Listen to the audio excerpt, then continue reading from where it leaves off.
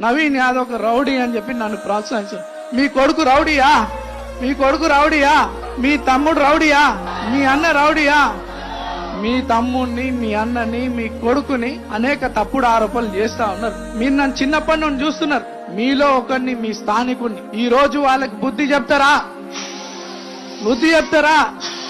11 తారీఖు ఎట్లయితే ఈ రోజు వాళ్ళు వేల సంఖ్యలో వచ్చినట్టు యువకులు పర్సనల్ ఇంట్రెస్ట్, రెస్పాన్సిబిలిటీ, ఈ సొసైటీ రెస్పాన్సిబిలిటీగా తీసుకొని ఇండ్లకి మన కుటుంబ సభ్యులని, స్నేహితులని, బంధువులందరినీ కూడా పోలింగ్ స్టేషన్ తీసుకుపోయి చెయ్యి గుర్తుపై ఓటేసి అత్యధిక మెజార్టీతో కాంగ్రెస్ పార్టీని గెలిపించాల్సిందిగా యువకులని, మహిళలను, పెద్దలను అందరినీ కూడా కోరుకుంటూ,